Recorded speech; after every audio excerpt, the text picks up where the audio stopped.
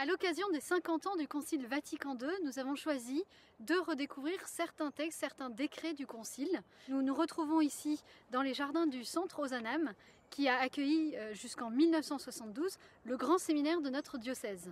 Alors aujourd'hui, pour parler de deux décrets précis, nous avons convié le Père Patrick Bonafé. Bonjour Père. Bonjour. Vous êtes donc le supérieur du séminaire de notre diocèse. Et donc nous rentrons tout de suite dans le vif du sujet. À l'issue du Concile Vatican II, donc 2 décrets ont été promulgués sur la vie, sur le ministère des prêtres et sur la formation des séminaristes. Alors, quel est l'enjeu de ces 2 textes ? En fait, ces 2 textes s'inscrivent dans tout le mouvement de rénovation du Concile, en particulier ce qui va concerner l'Église, avec un texte qui est la Constitution Lumen Gentium, qui repense sa mission comme missionnaire au milieu du monde. Et puis, un texte qui vient parler de la fonction des évêques. Et il est apparu assez vite au début du Concile qu'il fallait aussi un texte qui traite de la formation des prêtres, du renouvellement de la mission et de la formation des prêtres. Quels sont les axes forts justement de ce renouvellement concrètement? Et puis peut-être la continuité aussi qui est marquée dans le décret notamment sur la vie et le ministère des prêtres. Presbyterorum Ordinis, le texte qui concerne le ministère et la vie des prêtres, est un texte qui, alors parmi d'autres sujets, il est très riche et très dense, mais en avant le fait qu'il n'y a qu'un seul prêtre au fond, c'est le Christ. C'est lui qui a été envoyé par son Père pour faire que tous les hommes puissent le connaître et puissent s'offrir, se donner, parce que le Christ, lui, en se donnant sur la croix, rend tous les hommes capables de se donner à Dieu et de se donner aux autres pleinement, complètement. Ça, c'est la première dimension. Le Christ est envoyé par le Père et c'est lui le seul prêtre. La deuxième dimension sur laquelle le Concile va probablement insister, c'est de voir le prêtre comme étant un homme de la mission et un homme de l'Eucharistie. Auparavant, on insistait davantage sur la dimension d'homme de l'Eucharistie. Avec le Concile Vatican II, on redécouvre que le prêtre est l'homme de la mission également.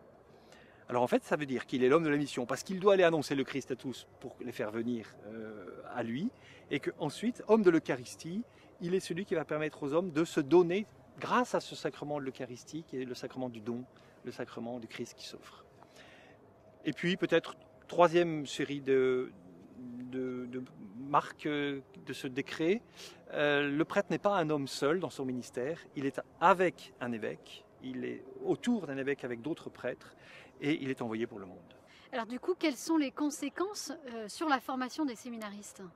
Alors, le décret Optatam Totius va essayer de mettre en valeur une partie de ces éléments, parce que le décret Presbyterorum Ordinis est vraiment très riche.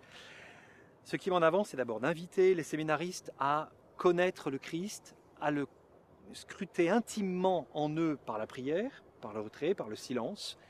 La deuxième dimension, de lire et de méditer profondément les Écritures pour connaître le Christ. La troisième dimension, peut-être, qui est marquée par le décret, est d'inviter les séminaristes à connaître le monde dans lequel ils vont être envoyés, par l'étude de la philosophie, de tous les courants philosophiques qui ont marqué la France et la pensée de la France aujourd'hui, par aussi le fait de s'intéresser à la vie du monde. Ce sont peut-être ces marques-là principales pour le décret sur la formation des séminaires. Alors Monseigneur Aumônier, notre évêque, a voulu la réouverture d'un séminaire, donc il l'a réouvert en 2006. Donc c'est un séminaire de premier cycle, c'est-à-dire qui concerne la première et la deuxième année sur les 8 années de formation quand même d'un séminariste. Dans quel esprit, en fait, quels sont les axes forts qu'on retrouve de l'esprit du Concile Vatican II ? D'abord, pour connaître le Christ, s'il faut le scruter présent au fond de nous, dans le silence, il y a un nécessaire retrait par rapport à la vie du monde. Donc les séminaristes sont invités à se couper un petit peu pendant 2 ans de l'agitation ou des préoccupations du monde, à rentrer en prière, en études, en connaissance d'eux-mêmes. Il y a aussi une place très importante à l'étude biblique. Un renouveau de l'étude biblique a été engagé il y a de nombreuses années à la suite du Concile, et nous y portons une grande attention au séminaire. Les séminaristes à la maison Saint-Jean-Baptiste qui précède le séminaire sont appelés à lire l'intégralité de la Bible. Alors ils sont guidés pour cela. Et puis ensuite au séminaire, pendant la première et deuxième année, ils poursuivent cette lecture de la Bible, mais ils entrent aussi dans une autre forme de lecture qui est la lecture étudiée, théologique, exégétique, avec toutes les méthodes d'exégèse auxquelles on les initie peu à peu.